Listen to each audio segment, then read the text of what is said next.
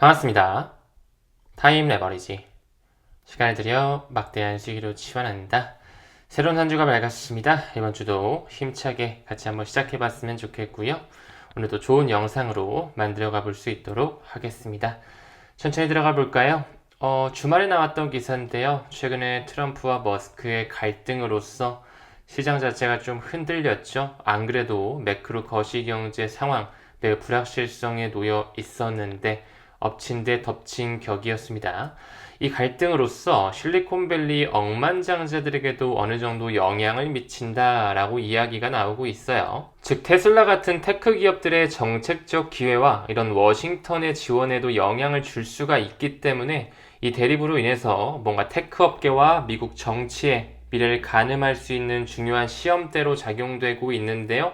만약에 일론 머스크가 후퇴하게 될 시에 크립토 차르 부서를 이끌고 있는 인물이죠. 데이비드 sak스가 이 테크와 정계 연결의 핵심 인물로 부상될 수가 있다라는 거. 여러분 잘 아시다시피 크립토 차르 부서, 블록체인과 인공지능을 더더욱 성장시키기 위해 트럼프가 만든 하나의 조직이죠. 그 데이비드 sak스 같은 경우는 굉장히 친암호화폐 위원이자 과거부터 리플 XRP에 대한 옹호 발언을 하고 있었다라는 것 또한 우리 입장에서는 굉장히 고무적으로 볼 수가 있습니다.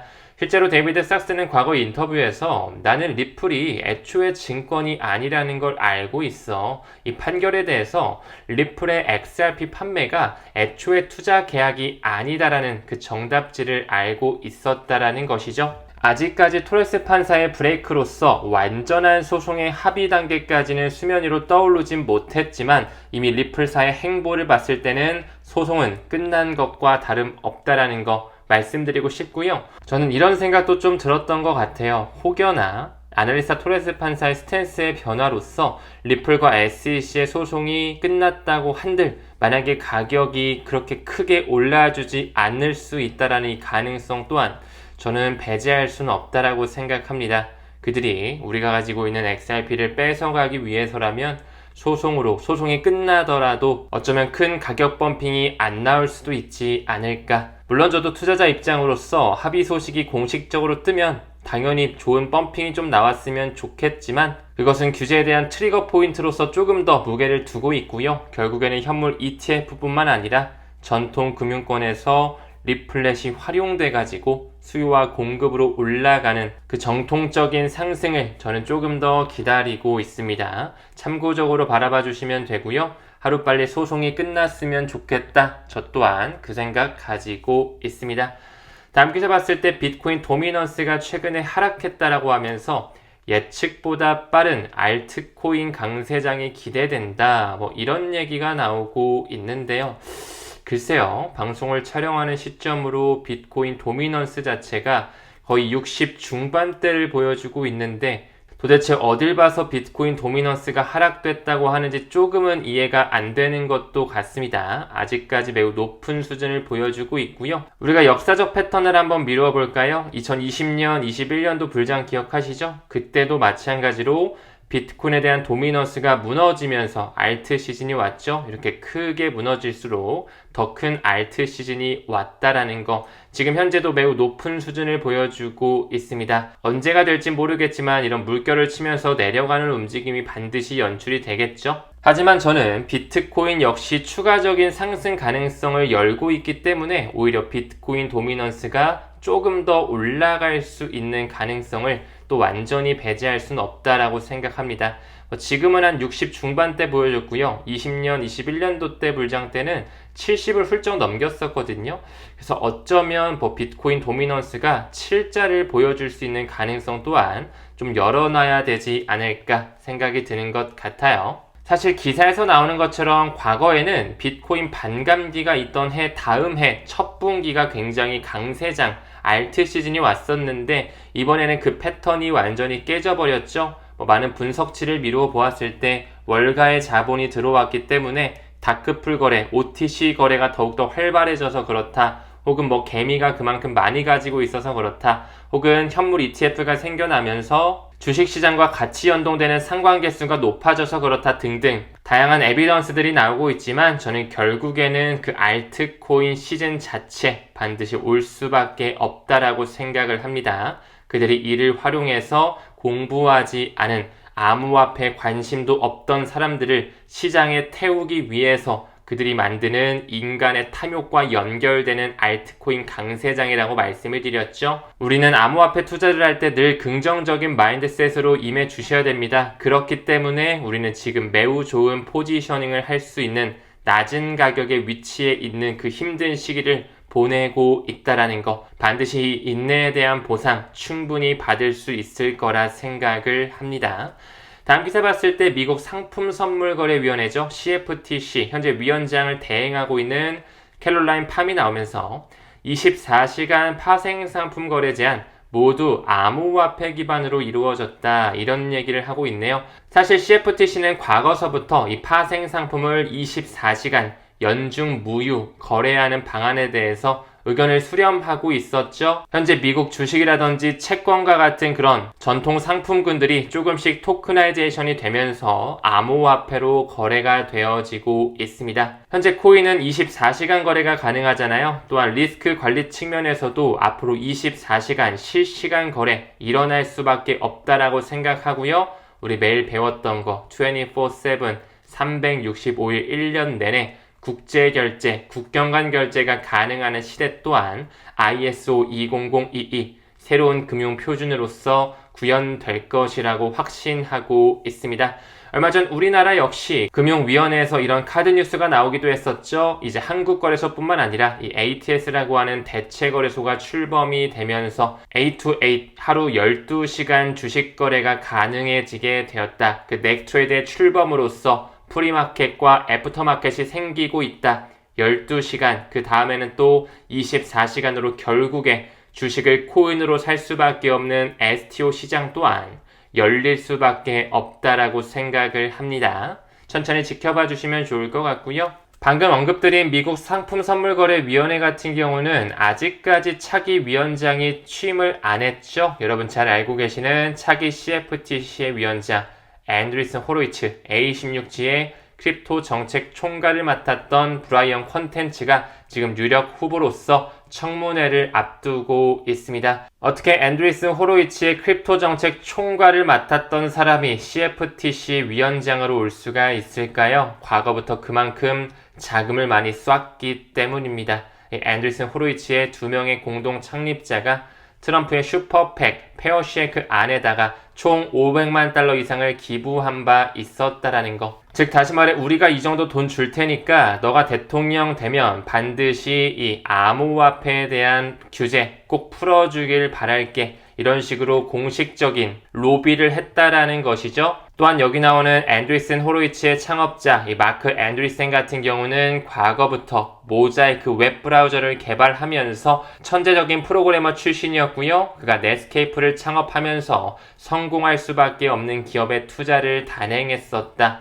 페이스북, 트위터, 인스타그램, 에어비앤비와 같은 그런 빅테크 회사들에 굉장히 크게 투자를 단행하면서 돈 넣고 돈 먹기를 해왔고요. 역시나 리플에도 앤드리슨 호로이츠의 자금이 초기부터 묻어들어가 있다라는 거. A16G 역시 그 세력들의 대열에 함께 어깨를 나란히 하고 있는 투자사라고 볼 수가 있습니다. 사실 그들이 자금을 행사한 거는 한두 번이 아닙니다. 작년 11월에 대선이 있었는데 무려 5월 달부터 꾸준히 슈퍼팩 페어쉐이크에 앤드리슨 호로이츠 암호화폐 로비 단체에 4,700만 달러 기부했고요. 그뿐만 아니라 여기 보이는 리플사, 윙클보스가 이끌고 있는 제미나이 거래소, 지금 또 뒤에서는 IPO가 준비되어지고 있죠. 코인베이스, 그리고 최근에 성공적으로 기업 공개를 마친 서클사 역시 꾸준히 슈퍼팩 페어쉐이크에 돈을 넣으면서 입김을 키워가고 있었다라는 거 여기 보이실까요? 이 슈퍼팩 페어쉐이크에 돈을 넣음으로써 친암호화폐 후보를 지지하고요. 반암호화폐 후보를 떨어뜨리기 위해 그들이 자금을 동원하고 있었다라는 거. 가끔씩 이런 질문 주시는 분들도 많이 계신데요. 아, 그럼 진짜 카말라 해리스 됐으면 큰일 날 뻔했네요. 아니요. 카말라 해리스가 됐어도 똑같았을 것입니다. 왜냐? 도널드 트럼프에게만 후원하는 게 아니라 카말라 해리스와 같은 민주당 진영에도 상당한 기부를 병렬적으로 하고 있었기에 누가 됐든 상관없다. 이미 그 달러의 주인장, 연준을 만든 그 세력들이 암호화폐 시장으로, 인공지능의 시장으로 가기 위해서 4차 산업혁명을 준비하는 과도기적 시점이라는 것 꼭 인지해 주셨으면 좋겠습니다. 현재 차기 CFTC 위원장으로 점쳐진 브라이언 콘텐츠 역시 암호화폐에 굉장히 진심인 사람이거든요. 이게 저번 달 말에 나왔던 기사인데 암호화폐만 46억 정도 보유하고 있는 브라이언 콘텐츠 과연 무사히 CFTC 위원장으로 앉을 수 있을지 지금 현재 공정성이 우려된다. 여러가지 잡음이 만들어질 수 있는 실마리가 나오고 있죠. 또 엘리자베스 워렌 상원 의원이 가만히 있진 않겠죠. 지금 현재 그녀 때문에 지니어스 액트 법안, 나는 트럼프가 이익을 가져가는 것, 이해충돌 문제가 너무 크기 때문에 이 법안 안에는 수정 조항이 매우 필요해, 이런 식으로 계속 잡음을 만들고 있지만 어느 시점 이후 결국에는 통과될 수밖에 없다라고 생각을 합니다.